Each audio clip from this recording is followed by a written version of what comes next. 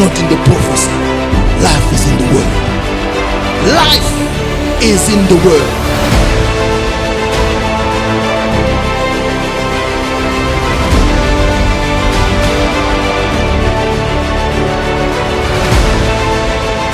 Don't join a church because there is prophecy. Don't join a church because there is deliverance. Don't join a church because there are miracles. Miracles don't save. Prophecy don't save. It's the word that saves.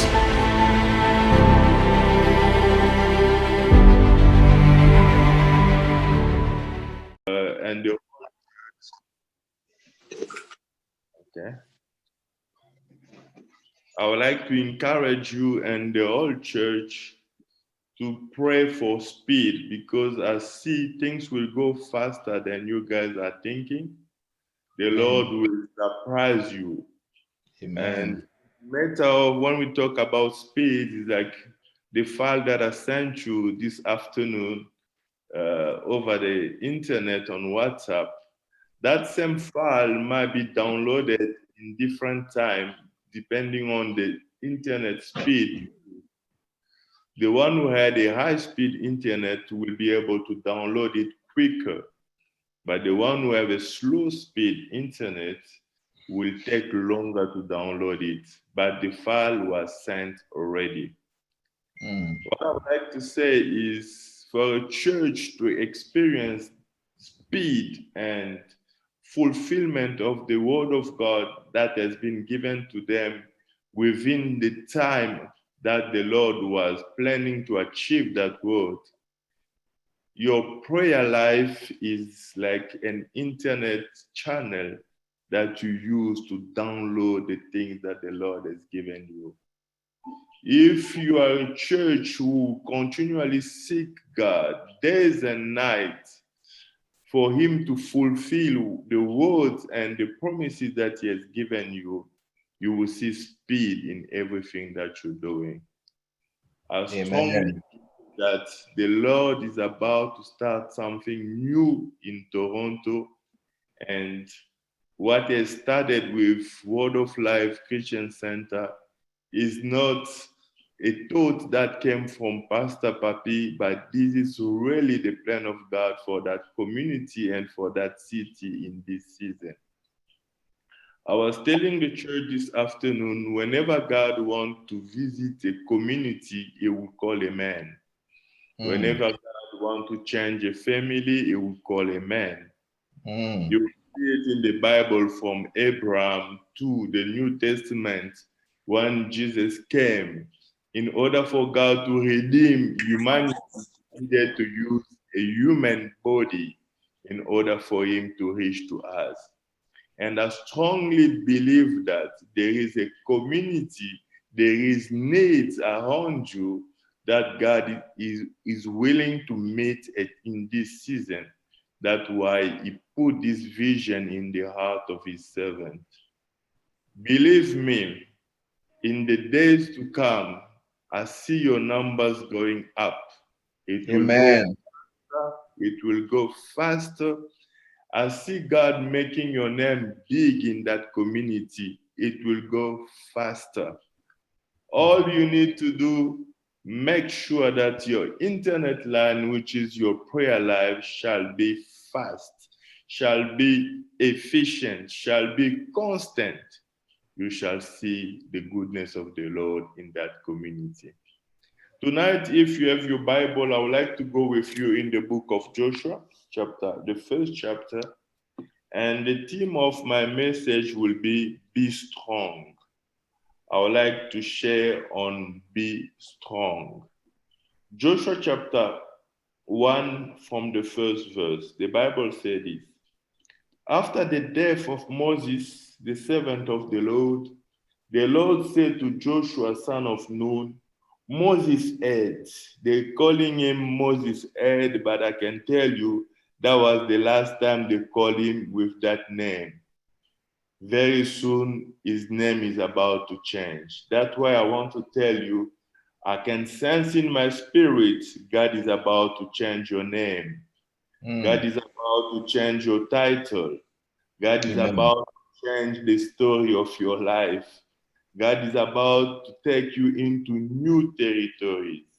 And he said unto him, chapter 2, verse 2, Moses, my servant, is dead. Now then, you and all these people get ready to cross the Jordan River into the land I'm about to give to them. The Israelites, I will give you every place where you set your foot as I promise. Word of God, God is about to give you every place where you set your foot. Word of Life Christian Center Toronto, I sense in my spirit, everywhere you set your foot, God will give it to you. It is a season where the Lord is going before you and is about to give you that community, that city where you are planted, as promised to Moses. Your territory will extend from the desert from the desert to Lebanon, and from the great river, the Ephrata, all the elite country, to the Medianite Sea in the west. No one will be able to stand against you all the days of your life. As I was with Moses, I will be with you. I will never leave you nor forsake you. Be strong and courageous, because you will lead these people to inherit the land I swore to their ancestors to give them. You can read the whole chapter at home. It's a very interesting chapter that I will recommend you to read. But before I go into my message, I just want to give you a bit of context so that you will understand what is going on here. The Bible shows us that Moses, who was like the father of Israel, he was the one who came with the idea to leave Egypt to go into a promised land. Moses was the one who was speaking with God on behalf of the people of Israel. It was not given to all of them to have access directly to God. God was talking to them through Moses, and whenever they had questions, they have to speak to Moses, and Moses will take it back to God. And all of a sudden, that person who was like the key person, the key role player in that trip, happened to die. And if you read the Bible, you understand that the circumstances around his death was caused by the fact that Moses disobeyed to an instruction that was given to him by God. Before I go further in the word of God, I would like to say one thing. I would like you to continually remind yourself of what I'm about to say now. No one should think without you the word of God, the work of God will cease to be. We are not making God any favor to serve him, but it's God who's making us a favor to be called servant of God. Moses was called by God. God used him mightily, and he got so used to that. And I'm sure maybe he was wondering, if I am not here, who else can do the job? Until the day he decided to do things on his way, and God took a decision, a difficult one, to set him aside. I would like to say this to each and every one of us listening to me this afternoon or tonight. It is a privilege to serve God. And when God calls us to serve him, let's do it with all our heart, and always remember this. If you think there is no one else who can do what you're doing today, it is a big mistake, because God can replace you anytime, anywhere, whenever he feels like doing it. If God was able to replace Moses, God can replace you as well. You can be a pastor, you can be a singer, you can be in the media, you can be, I don't know, in which department of the church. I want you to know that it is a privilege, it is a grace, a favor from God to be called servant of God. Never, never take that for granted. Never, never do that with negligence, because God can set you aside if you start thinking without you the work of God will stop. Mm. The second thing that I'm about to say is this one. The Bible says, Moses, my servant, died, but the Bible says, Joshua, servant of Moses. And the Lord went to Joshua to tell him that Moses, my servant, is no more, but me, God, I'm still alive. I would like you to understand one thing. Each and every one of us listening to me this afternoon, including myself, one day we will go. No matter how big you are, no matter how powerful you might think you are, one day you go. The only one who will be and will stay forever is the Lord our God. Every human being is called to go one day. I read my Bible, Lazarus died, Jesus brought him back to life, and then after that he died again, and Jesus never went back to bring him back to life. I would like you to be conscious of that. Your days are numbered. No matter how good, no matter how prayerful you can be, no matter how you walk in the life of holiness, one day you will depart from this world. One day the Lord will call you back home. So every day you need to live having that in mind. Every day you need to focus on your calling, because one day your time will be up. Like it was the case with Moses. This great man of God, the Bible shows us that one day Moses was no more. And the Lord went to speak to Joshua, and he was telling him, Moses is no more, but I am still alive, and I have to fulfill whatsoever I promise to my people. I have two things to say to you. Regardless of the challenges that you are going through, maybe you have lost your job, maybe you have lost a loved one, maybe you have lost something that you used to cherish, maybe you have lost a job or a business opportunity. The Lord has sent me tonight to confirm and tell you this. God will still fulfill the word and the promises he has given you. No matter what you have lost, no matter what has happened, no matter COVID or not, the Lord will fulfill all his promises in your life. And I would like to repeat it again. God does not depend on a man. God does not depend on a job. God does not depend on a business to fulfill the promises that he has given us. He wants Joshua to say, Moses is gone, but I'm still here. Moses is dead, but I'm still alive. This afternoon, I want you to be conscious of one thing. We are serving a living God. Maybe you have lost your father, you have lost your mother, you have lost your fiancé, you have lost, I don't know, your money or your businesses. But I want you to realize that as long as you still have God, God will fulfill every word he has given you. I sense in spirit, and I would like to say it, before the end of this year, you shall see the goodness of the Lord, and you shall say, the Lord is alive and is a faithful God. I have seen things beyond my imagination. I have seen God coming to rescue people in a time where they were expecting it the least. God will still visit you. God will still accomplish for you what he has promised you.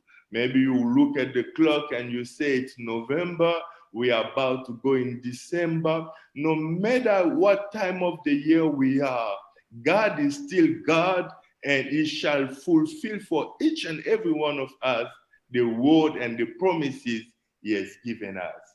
And the second thing that he told him, he said, I'm about I say, Moses is gone, but I am here and you are here. I would like to encourage you and tell you one thing. The fact that the Lord has kept you alive in a season like this one of COVID-19, where we have seen people who had it all dying in the best hospital in the world, that means God has still have a lot of things to achieve with you. Some of the people who had the same COVID like you, others, they had money, they had access to the best health care, but yet they are gone. But look at you, maybe you didn't have the opportunity to have access to the healthcare system they had, but the Lord has kept you alive. And the reason why the Lord has kept you is because He still has things to achieve with you. That's why I want to encourage you. Don't look at your current situation. You need to remember one thing. The fact that I am alive, that means the Lord is with me, and the Lord still has a lot of things to achieve with me in the land of the living. And He told Joshua, for in 4 occasions in that first chapter, He kept on telling Joshua, strengthen yourself, be strong, and be courageous. He said, be strong. I want you to take these people, help them cross over, take them on the other side of the Jordan. He said, take them on the other side of the Jordan. When you read the Bible, the Jordan represents a lot of things. If you read your Bible, you understand that there was a man by the name of Elijah who had his servant by the name of Elisha. This man, the day he was about to depart, he had to travel with his servant from Jericho until they go to from Gilgal until they go to the Jordan. And after they crossed the Jordan, then he told his servant, now you can ask me whatsoever you want to ask me. The Jordan, once you cross it, it means your life is about to change now. I sense in my spirit, some of you are at the gate of the Jordan. Some of you are at that place where they are crying because they have lost something, but I see God replacing it with something better. I see God bringing something bigger. I see God giving you back more than what you have lost. Joshua was crying because Moses was gone, and it was sad for them. It was sad for Israel, but the Lord came to Joshua and said to him, it's about time to cross the Jordan. I'm here to tell you a word of life. It's about time to cross the Jordan. You might have lost something, but on the other side of the Jordan, I see God giving you a double portion. I see God giving you more than what you have lost. I see God giving you a new title. On this side of the Jordan, Joshua was called servant of Moses. But after they've crossed the Jordan, God made him servant of the Most High God. On this side of the Jordan, Elisha was called servant of Elijah. But after yes, amen. Go, but something had to come down. I know you have lost something, but I see something else coming from heaven to replace what you've lost. But what God is about to give you now will be twice what you have lost. That's why I'm here to encourage you. Maybe you are crying like Joshua. Joshua was crying his father Moses, but the Lord came and told him, I know you are in pain, but I want you to cross the Jordan. I know you have lost something, but on the other side of the Jordan, I have better things for you. May God bring you on the other side of your Jordan. Not a place of humiliation. I know a man by the name of Naaman. That guy was a mighty general of the army, but that guy had leprosy. And that guy one day went to see a prophet in Israel. And the prophet sent him to that place called the Jordan, a place of humiliation, a place where we have to lose something. But whenever God is about to do something great in the life of his children, he will take you to the Jordan. Even Jesus Christ had to go to the Jordan. It's a place where we lose something, but God brings back more than what we have lost. When you read your Bible, you will understand one thing. Whenever God is about to multiply, he starts by taking away. That's how God is. I read my Bible. There was a man by the name of Saul. One day they wake up in the morning. They had to lose everything that they had in life. Back then, people didn't have money in the bank. Back then, we didn't have bank account to keep our money. People, the wealth of a family was measured by the sheep that they had. And that morning, they wake up, they lost everything. One day, the Lord told me, when God is about to bless you, sometimes he starts by taking what you have.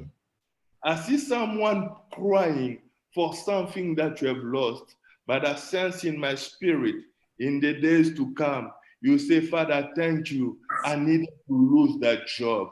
Father, thank you. I needed to lose that relationship. Father, thank you. I needed to lose that thing in order for me to get to this place. God is shaking people's life. And one of the things that God is doing, I see God taking people out of your life because he's about to bring new people. I see God connecting you from some of the people that you love so much. But where God is taking you, you cannot go with those people. Sometimes Elijah has to go for Elisha to receive the double portion. You won't get the double portion of Elijah as long as he's still there. Sometimes you have to lose Elijah in order for you to get the quote. Amen. Sometimes God will take away some of the things that we love. Sometimes he can even take away people that were, you were so attached to them. They were so valuable to you.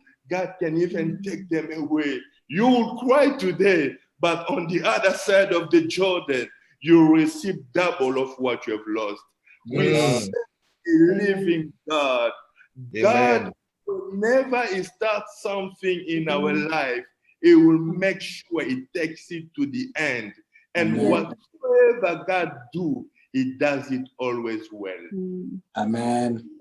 Don't regret. I'll give you the story of my life. Pastor Papi is there. He knows a bit of my stories. When I finished my secondary studies back in DRC, I had to stay home for 3 years. Everything that I was doing was not working. I felt like I was cursed. But at the same time, it was in that season of my life where I got to know God like never before. I was in the church, I was serving God, I was praying, I was fasting, but there was one aspect of my life which was my studies, which were not going forward. I sense in my spirit there is someone who's crying for something in your life which is not working right now. But in this season of your life, you have learned to know the Lord like never before. It's true, you have lost your job. It's true, you might not have enough means as you used to. But in this season, God has set you free from a lot of things so that you can have time for God. What I'm about to say is, God is busy preparing you for something bigger than what you have lost. Amen. Tomorrow, you will come back and say, Father, thank you. It's true, in that time, it was challenging. I didn't have enough cash as I used to, but it was during that time that I could fast, that I could go to prayer retreats, that I could attend all the prayer service. It was in that time that you were building the inner person in me. Mm. Sometimes God will take away something in order for him to bring the double portion. Amen. Crying, but God came and told him, Joshua, don't cry. Cross the Jordan. They were calling him Joshua, servant of Moses, but after they've crossed the Jordan, he became Joshua, servant of God. God will change your Amen. Yes. God changing your name. Amen. I see God changing your name. Amen. Those who have Amen. known you yesterday, they will see you tomorrow and they will call you servant of the Most High God. Yes. Amen. I sense in my spirit, you are following me right now. You are like that sample that the Lord has chosen.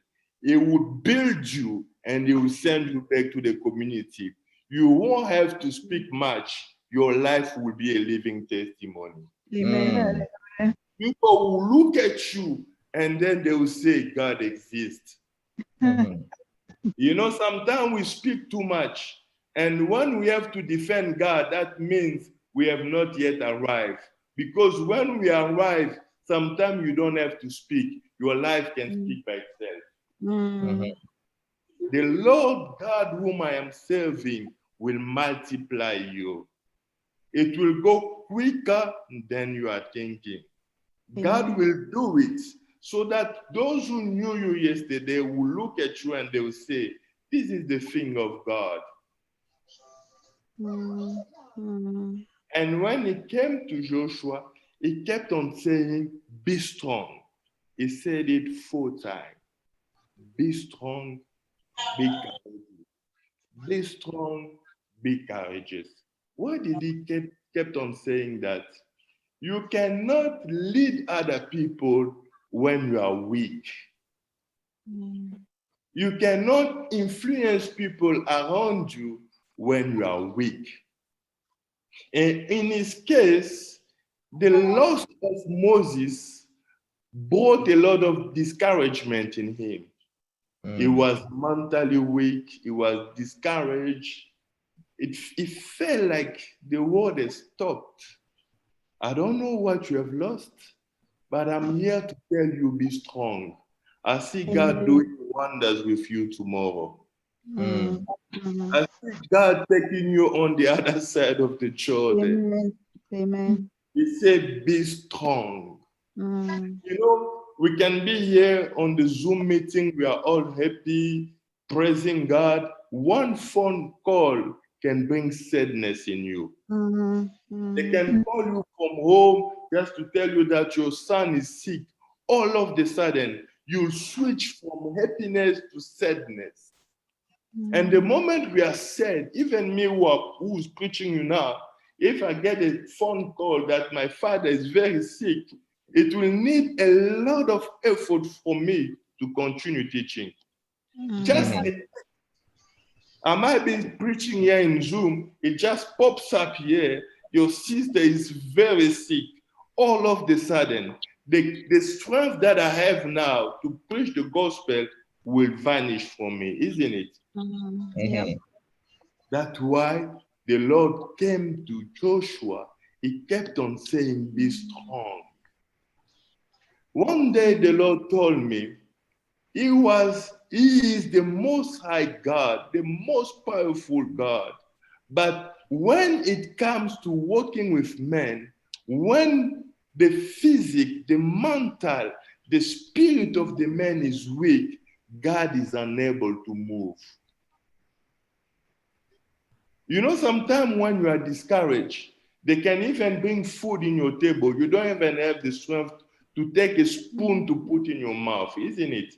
When you are down, when you are sad, there is nothing you can do in that state. And Joshua was in that state.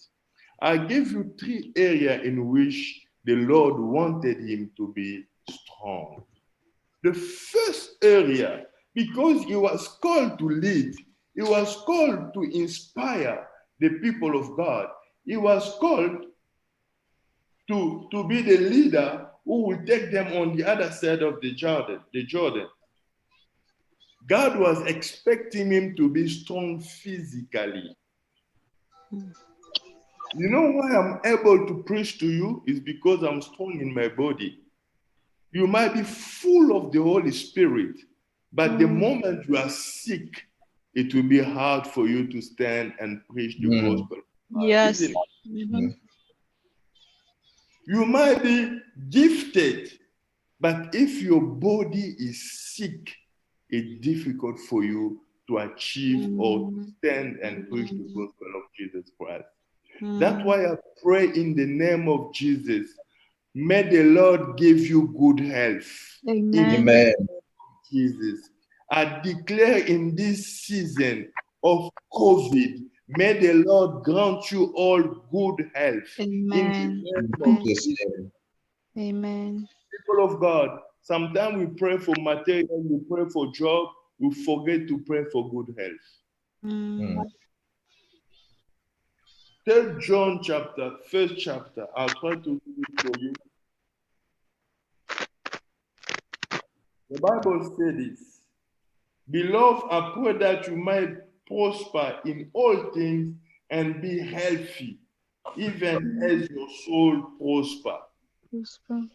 John understood that you might have millions, you might have money in the bank, but if you are sick, you cannot enjoy your money.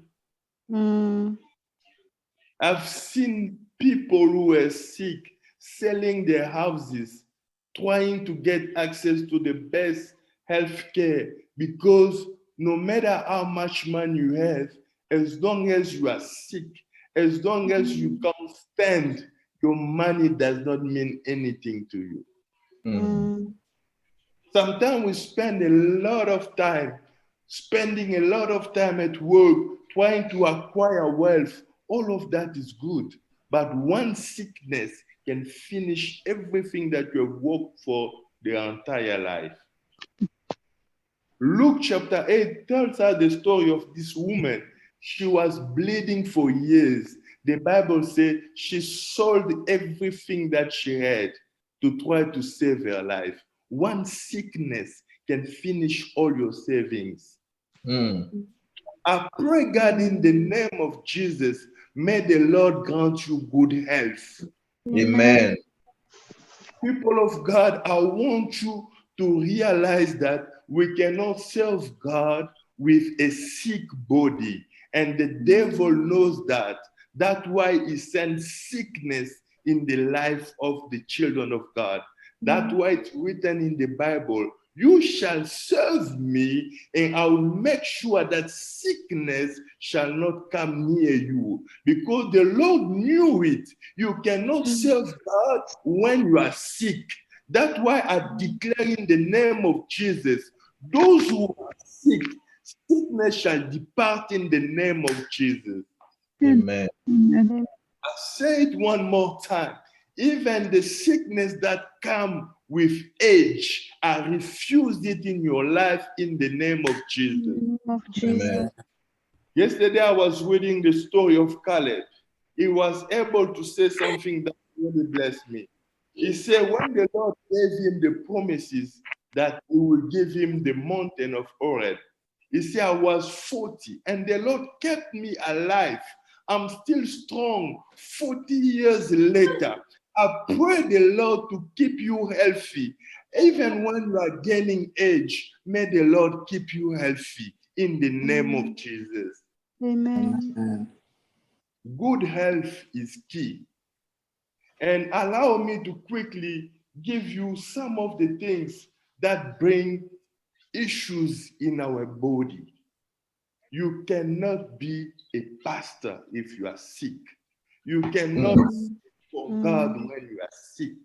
You cannot go to outreach when you are sick. If we can attend this Zoom meeting, it's because we are healthy. Yep. And the devil knows that. The Bible says, you shall serve me, I will keep sickness away from you. Because God knows that one sickness can destroy your ministry. Mhm. I've seen pastors dying because of sickness. The Bible tells us the story of this guy who was at the pool of Bethesda for 38 years. That's half of the average life of somebody, if not more. 38 years. Sickness will prevent you from having plans. Mhm. That's why you see the world stop because of the COVID. Many of you had planned, you've put them on hold waiting for COVID to finish, isn't it? Yep. I'll travel after COVID. I cannot travel now because it's not safe. I might get sick. Sickness will prevent you from serving God. Sickness will prevent you from getting married. Sickness will prevent you from planning and having long-term goals. Because once you are sick, all your attention goes to getting your body fixed, isn't it? Mm-hmm. Even at work, you don't go when you are sick. And your manager understands. They will give you time to see your medical doctors to fix yourself first. And the devil knows that. That's why he sends sickness. There is some of the sickness that comes from the devil. I was reading my Bible. There was this woman for 17 years in the temple. She was banned. And the day Jesus got into the temple, he cast out the evil spirit from that woman. And Jesus said, this is the daughter of Abraham. She was in the church, and he said that the devil have kept in bondage for many years, 17 years in the church, kept in bondage, daughter of Abraham. The devil can bring a sickness, which you might name it cancer, you might name it whatsoever you want to name it, but in reality, it's an evil spirit sent to prevent you from going forward. I refuse in this church any sickness that In comes Jesus' name. in Jesus' name. In I Jesus' release name. good Amen. health. I release good health. I release good health. In the name of Jesus. Amen. Them from family. There is a girl that I met a while ago in South Africa here. And as we were praying, I saw there was a sickness that was killing people in her family. And then I stopped her. What is the issue? She said, there is cancer in my family. Every now and then people die from cancer. I don't know which sickness has been destroying life in your family, but I rebuke it in the name of Jesus. In the name of Jesus. Let it be cancer. Let it be high blood pressure, diabetes. I refuse it in the name of In Jesus. Jesus' name. You find a family, your father died by stroke, your brother died by stroke, the sister died with stroke, and now they also diagnose you with high blood pressure. If I am a man of God, I stop that cycle in the name of Jesus. Your life is a living testimony. Amen. May God grant you good health. You need it, my brother. You need it, my sister. Sometimes you pray for your marriage, but you forget one thing. If you are sick, you cannot attend the wedding. That's why Apostle John said, I want you to prosper, but I want you to be in good health. Good health. Anything without good health does not have any meaning. The second area where he wanted him to be strong, it is in his soul. Still in 3rd John chapter, the first chapter, it says this, I'll read.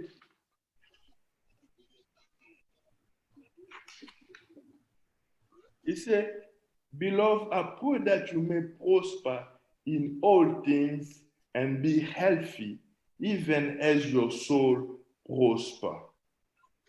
I want you to prosper and be healthy, even as your soul prosper. I'll read another text, Lamentation chapter 3, verse 23. I'll start by 21.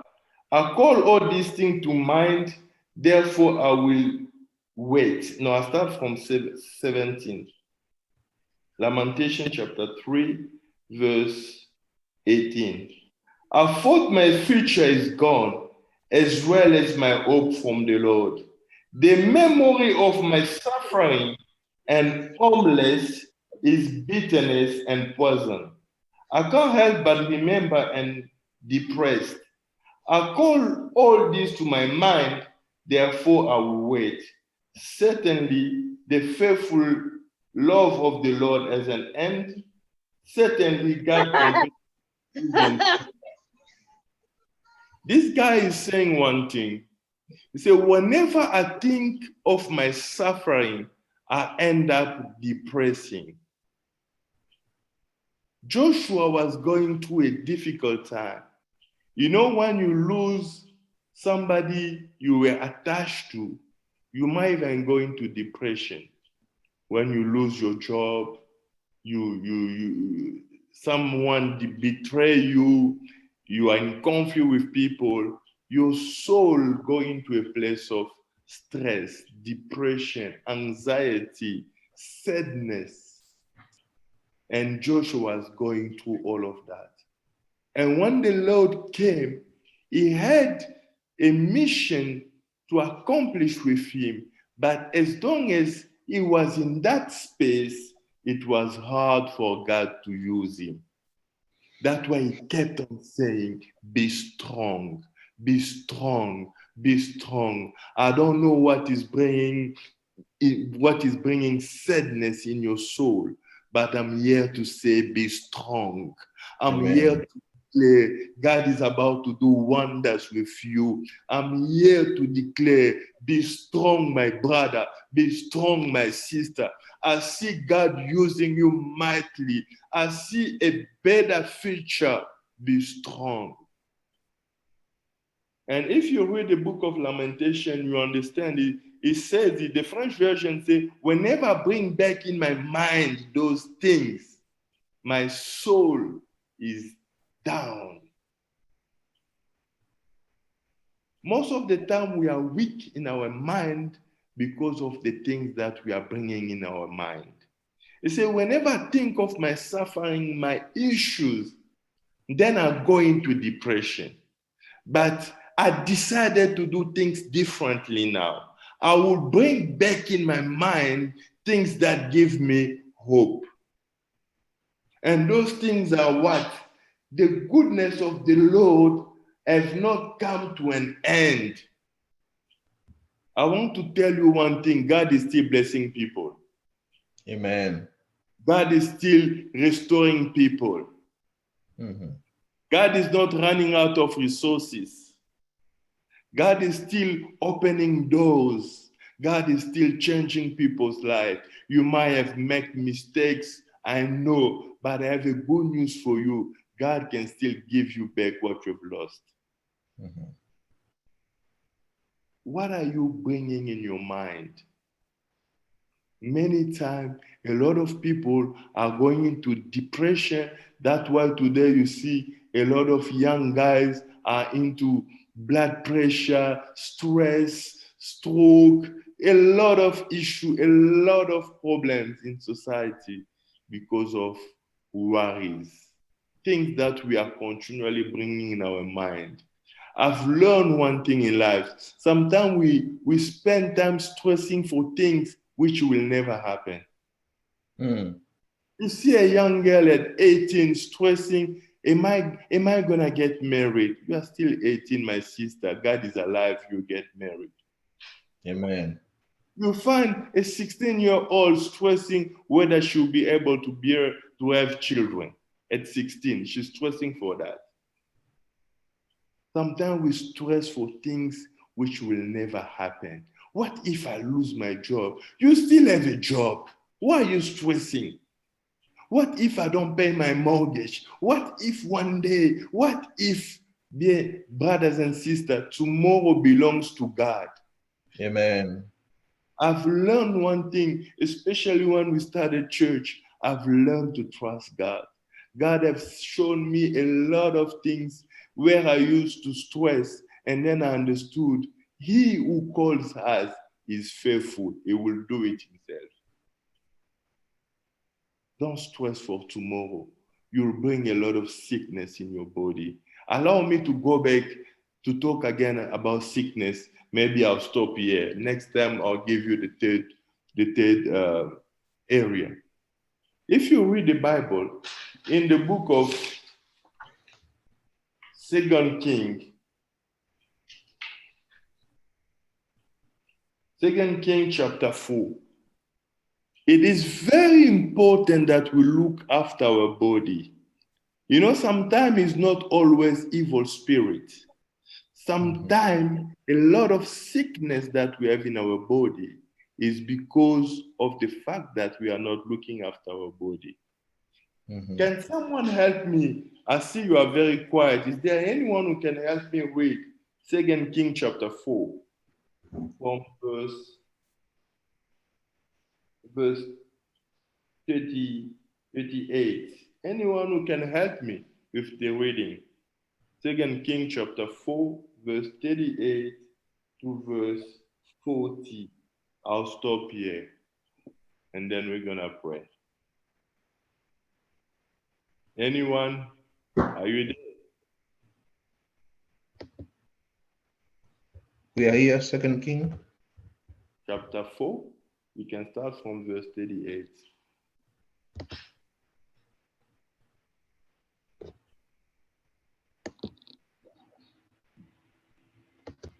Second King chapter 4. And we start from verse 8. 38. 38. Oh, 38. Okay. I'm just going to 48. I can read. It's okay. I'm there. Go ahead. Okay. Elijah returned to Gilgal, and there was a famine in that region. While the company of the prophets was meeting with him, he said to his servant, "Put on the large pot and cook some stew for these prophets." One of them went out into the fields to gather herbs and found a wild vine and picked as many of its gourds as his garment could hold. When he returned, he cut them up into the pot of stew, though no one knew that they were there. The stew was poured out for the men, but as they began to eat, they cried out, "Man of God, there is death in this pot," and they could not eat it. I want you to stop there. Man of God, there is death in the pot. One day the Lord told me a lot of sickness that are bringing death in our life are in the pot that we are eating from. There is death in the pot. At a certain age, you cannot be eating the way you used to eat when you were 5 or 6 or 10. You need to control what you are eating. You need to control what you are drinking. There is death in the pot. A lot of sickness that we are having now today are coming from what we are eating. Sometimes it's not always evil spirit. Sometimes it's bad habits. They are eating too much sugar, drinking things that we're not supposed to drink. And those things starting to destroy our body. You cannot serve God when you are sick. I really want us to watch and make sure that we look after our body. We need to be strong in our body. We need to be strong in our soul. And the last one, we need to be strong in our spiritual life. The same scripture that I gave you, 3 John chapter 3. 3 John chapter, the first chapter, in the French version of the sower, they say, I want you to prosper in all the area of your life as much as you are prospering in your spiritual life. You see a lot of people put a lot of effort into their body, into their soul, into their career, but spiritually they are weak. And one day, one witchcraft can just stand up and destroy everything that you have built because spiritually you were not strong.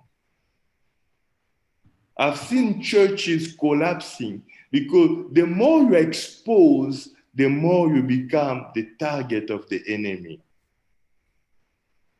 Pastor, there is people, the work of God has destroyed them. He was there, the church, the moment you start giving him access to the pulpit, exposing him, the fact that he was not spiritually strong, he became the target of the enemy and he was destroyed. You need to become strong spiritually. When you want to take up a city, to be a church which is strong spiritually. Otherwise, they will mess you up. Amen. It's very important for us to be strong spiritually. Go read your Bible. The Bible talks about a man by the name of Daniel. He was governor on his time. And the Bible says Daniel was above all the other governors because he had a superior spirit in him. In other words, his spiritual life was strong. There is a place where your skills can take you, but there is level. It does not just matter of you having skills. You need to be spiritually strong. You don't just become president overnight because you have a PhD. I know a lot of people with PhD, they will never become president. There is places for you to access them. You need to be spiritually strong, either in God or in the devil. That's why you see a lot of people who are influencing the world. Others are worshiping the devil. Others are praying into those satanic churches and so on. You find a lot of the people who are strong in sport and in a lot of areas because they understood that there is places, especially the more you go up, it's either you are strong in God or in the devil. You can't be in between and land there. You cannot influence Toronto if you are not spiritually strong. And if you read the life of Daniel, you will understand the lifestyle that Daniel was having. He was a man who was praying 3 times a day, but he was a governor, 3 times a day, a governor. In the morning, lunch, and at evening. He was a man of fasting. It is impossible for us to influence others if we are not spiritually strong. I will end by here.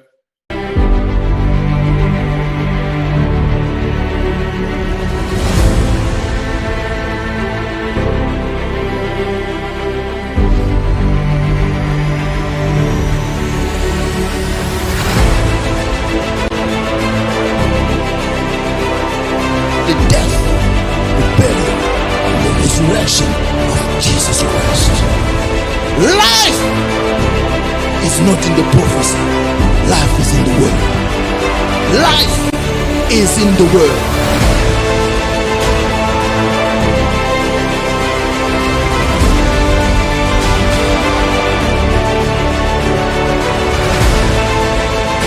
Don't join a church because there is prophecy. Don't join a church because there is deliverance. Don't join a church because there are miracles. Miracles don't save. Prophecy don't save. It's the word that saves.